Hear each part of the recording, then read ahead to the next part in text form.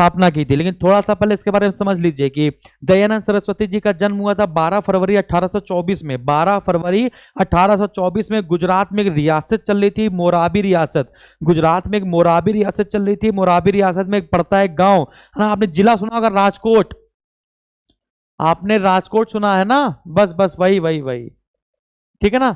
गुजरात राजकोट, गांव का नाम है टंकारा, ठीक है ना।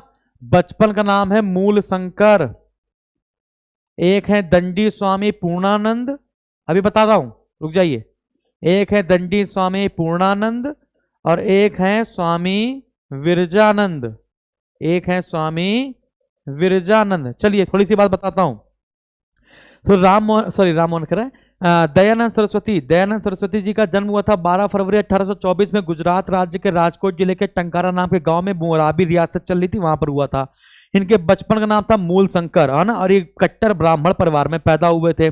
एक बार शिवरात्रि का पर्व था, शिवरात्रि जानते हो ना, महाशिवरात्रि, महाशिवरात्रि का पर्व था। ये शिवलिंग के पास बैठे हुए थे, एक चूहा आया और शिवलिंग से बर्फी उठाकर ले गया, यानी कि एक मिठाई उठाकर ले गया। तो इनके मन में आया कि वो भगवान जो अपनी रक्षा नहीं कर सकता, वो भगवान जो अपने खाद्य सामग्री रक्षा नहीं कर सकता, वो हमारी रक्षा क्या करेगा। बात समझ आ रही है। तो बस उनके दिमाग में ये चीज बैठ गई और 1845 ईस्वी में, 1845 का मतलब क्या हो गया, 24 दूनी 48, लगभग 21 साल की उम्र में, ठीक है ना। तो 1845 लगभग 21 साल की उम्र में उन्होंने घर छोड़ दिया। घर छोड़ने के बाद इनकी मुलाकात हुई दंडी स्वामी पूर्णानंद से। क्या भैया, किससे मुलाकात हुई, दंडी स्वामी पूर्णानंद से। तो इनका नाम क्या था, मूल शंकर। दंडी स्वामी पूर्णानंद से मुलाकात हुई, संन्यास ग्रहण कर लिया। संन्यास ग्रहण करने के बाद दंडी स्वामी पूर्णानंद ने इनका नाम मूल शंकर से बदलकर क्या कर दिया, स्वामी दयानंद सरस्वती कर दिया। क्लियर है। फिर इसके बाद जब इनसे दीक्षा प्राप्त हो गई, तो दीक्षा प्राप्त होने के बाद वो वहां से निकल पड़े। जब दयानंद सरस्वती आगे बढ़े तब इनकी मुलाकात हुई विरजानंद से। स्वामी विरजानंद नेत्रहीन थे, मतलब इनके पास आंख नहीं थी, और स्वामी विरजानंद जी ने दयानंद सरस्वती को वेदों के बारे में बताया। किसके बारे में बताया बच्चा, वेदों के बारे में बताया, है ना। और जो विरजानंद जी थे वो इनके हमेशा के लिए गुरु बन गए।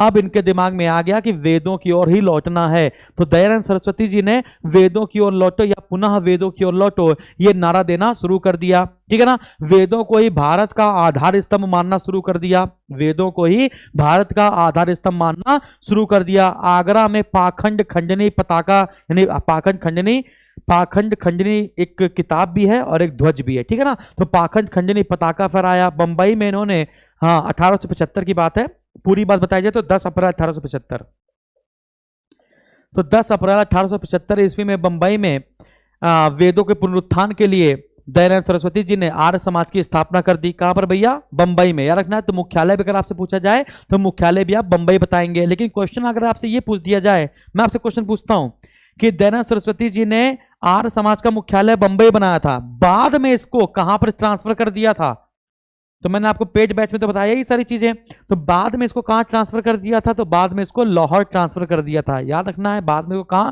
ट्रांसफर कर दिया था, तो लाहौर ट्रांसफर कर दिया था। कोई समस्या नहीं।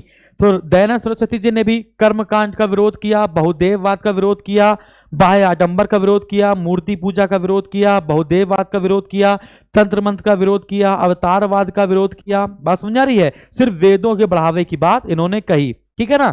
स्वामी दयानंद सरस्वती, अरविंद घोष, है ना, इन सब का एक ही जैसे नाम गिना जाता है। अरे हाँ कि नाम,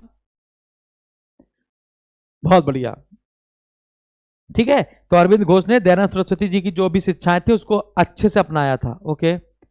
दीप शिखा, बेटा हमने आपको 2-3 बार नाम लिया है। चलो, तो इसका आंसर आपको समझ में आ गया ना, Dayanand Saraswati is the right answer. अच्छा, एक और बात बताते हैं। स्वामी दयानंद सरस्वती जी जब भाषण देते थे तो लोग उनको सुनने नहीं आते थे। फिर इनकी मुलाकात हुई केशव चंद्र सेन से, और केशव चंद्र सेन के भाषण को सुनने के लिए बहुत लोग आते थे। तो दयानंद सरस्वती जी ने केशव चंद्र सेन से कहा कि हमें कोई सुनने नहीं आता, आपको बहुत लोग सुनने आते हैं। तो केशव चंद्र सेन ने कहा, आप संस्कृत में भाषण देते हैं इसलिए लोग आपको सुनने नहीं आते हैं, आप संस्कृत में भाषण देकर हिंदी में भाषण देना शुरू कीजिए, आपको भी लोग सुनने आएंगे। और ऐसा हो गया। जैसे उन्होंने हिंदी में भाषण देना शुरू किया, लोग सुनने आने शुरू हो गए।